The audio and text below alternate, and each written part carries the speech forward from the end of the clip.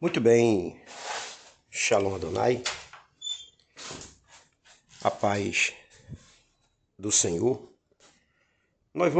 Quero que você abra comigo a sua Bíblia. Claro que eu não vou ler todos esses textos, porque vai tomar muito tempo aqui no WhatsApp. Mas eu quero basear minha mensagem, 2 Samuel capítulo 11, capítulo 12.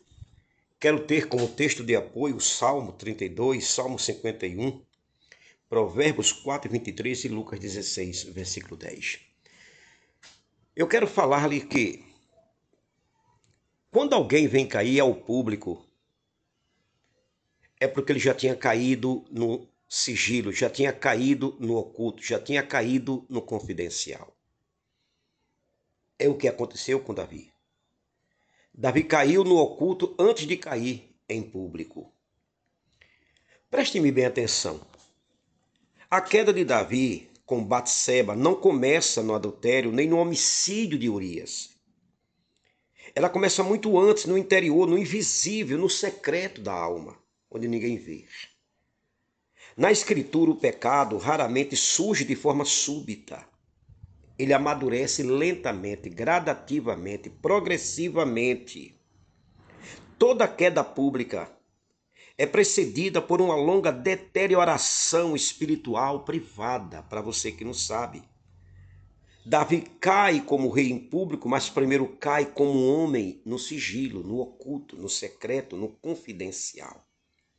Então permita-me falar-lhes algumas quedas de Davi antes de chegar na queda que foi a queda com Batseba.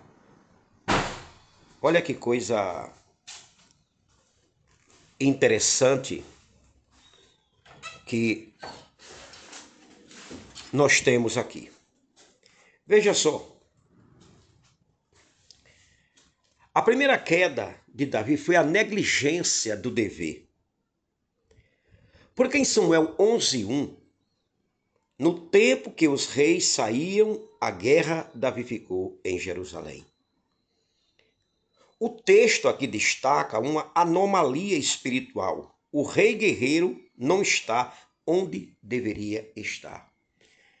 Aqui eu posso até fazer uma pergunta para você. Você está onde Deus planejou para você estar? Onde você está é o plano piloto de Deus? É o plano original de Deus? Onde você está foi Deus que te colocou? Foi o homem que te promoveu? Você está me entendendo ou não? A omissão do dever cria um vácuo espiritual e o pecado sempre ocupa espaços vazios, para quem não sabe. Então, antes de Davi adulterar, ele abandonou o seu posto. A primeira queda não foi moral, a primeira queda foi vocacional. Tem muita gente que caiu vocacionalmente. Tem muita gente que caiu na vocação. Não esqueça isso. Gregório Magno, ele dá uma regra pastoral, ele diz que quando o líder abandona o cuidado de sua própria alma, ele se torna um escândalo antes mesmo de se tornar um pecador. Olha que coisa interessante. Em segundo lugar, a segunda queda de Davi foi o olhar não vigiado. Porque em 2 Samuel 11, versículo 2, está escrito que levantou-se Davi de seu leito e viu do terraço a mulher que estava tomando banho. Observe aqui que o pecado entra pelos sentidos desprotegidos. O problema não foi ver, mas continuar olhando. O primeiro olhar é cristão, o segundo olhar é anticristão. Tem muita gente vendo, não do palácio como Davi, mas vendo sentado no seu sofá sites imorais, mulheres nuas, show de strip. Você está me entendendo agora ou não? Jesus ensinou que o adultério começa no coração. O olhar não disciplinado é o primeiro ato do adultério interno. Por isso que já disse, eu fiz um pacto com os meus olhos. Orígenes, pai da igreja, ele diz que os olhos são mensageiros da alma. Se não são guardados, tornam-se traidores da alma. A terceira queda de Davi foi o silêncio da consciência. Porque o versículo 3 diz: não é esta Batseba, a mulher de Urias. Observe isso aqui com atenção. Deus oferece uma última trava moral para Davi. Essa mulher tem dono. O nome de Urias deveria ter soado como um alarme espiritual. Deus escolhe calar a consciência em vez de matar o desejo. Ou seja, Davi escolhe calar a consciência em vez de matar o desejo. Quando a consciência é ignorada, o pecado ganha permissão. Essa é a verdade. No livro de Agostinho, Confissões, que eu li, diz que a consciência não deixa de falar. O homem é que aprende a não escutá-la. Talvez nesse exato momento que eu estou falando aqui, a consciência esteja falando aí com você. Você está me entendendo agora ou não? A quarta queda de Davi foi a normalização do pecado.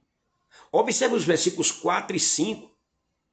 O que começa no olhar se tornou toque. O toque virou ato e o ato virou hábito oculto, confidencial, sigilo, secreto.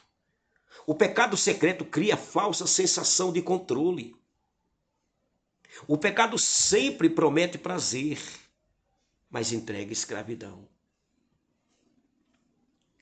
Promete satisfação, mas entrega escravidão. A quinta queda de Davi, a tentativa de encobrimento. Veja, dos versículos 6 a 3 do capítulo 11. Observe que Davi tenta manipular circunstâncias. Usa sua autoridade para esconder sua corrupção. O pecado secreto exige mentiras públicas para se manter oculto. Quem não confessa começa o quê? A justificar. Por isso que João Crisóstomo, ele disse: nada torna o pecado tão forte quanto o esforço humano para escondê-lo, para guardá-lo, para ocultá-lo. A quinta e última queda de Davi, quando o secreto vem à luz. Porque quando você lê o capítulo 12, Natan revela o que Davi tentou ocultar. O pecado privado se torna escândalo nacional. As consequências atingem família, reino e legado. Deus pode perdoar o pecado secreto, mas não promete esconder suas consequências. Vou repetir isso. Deus pode perdoar o pecado secreto, oculto, sigiloso, mas não promete esconder suas consequências. Davi caiu, mas não morreu. Aí quando você lê o Salmo 51, nós temos o caminho da restauração. É chamado de a teologia do arrependimento. Davi não culpa ninguém. Ele pede um novo coração, não apenas perdão. O foco não é o trono, mas a presença de Deus. Porque hoje o foco é o trono, é não perder o trono, é não perder o ministério. É não deixar de pregar. Não é a presença de Deus a preocupação. Ambrósio, o grande Ambrósio da era patrística, disse que Davi caiu como homem, mas levantou-se como penitente, caiu por negligência, levantou-se por graça. Por isso que esse homem era chamado homem segundo o coração de Deus. Eu quero trazer algumas lições pastorais e práticas para as nossas vidas. Para a vida pessoal, o pecado que você tolera em secreto governará você em público. Disciplina espiritual negligenciada gera vulnerabilidade moral. O arrependimento precoce evita escândalos tardios. Isso é para a vida pessoal. Para líderes, a autoridade não substitui vigilância. O isolamento espiritual precede a queda ministerial. Todo líder precisa de alguém que possa dizer: tu és o homem. Para a igreja, precisamos menos de líderes carismáticos e mais de líderes quebrantados. A cultura do silêncio é inimiga da santidade. Quer continuar do jeito que você está ocultando? No sigilo, no secreto? O culto vem, o público vem fulminante para qualquer vida, meu querido irmão. Eu quero trazer aqui a minha conclusão. Davi não caiu no terraço, ele já havia caído no coração. O maior perigo do cristão não é cair em público, é cair no secreto e continuar de pé diante dos homens. Você está me entendendo agora ou não? Eu vou repetir isso para você. O maior perigo do cristão não é cair em público, é cair no secreto e continuar de pé diante dos homens, achando como Sansão, sairei e vou destruir os filisteus como das demais vezes. Aí a Bíblia diz, Juízes 16:20, ele não sabia que o Espírito de Deus já tinha se retirado dele. Vamos pensar, Baruque Axé. Deus abençoe.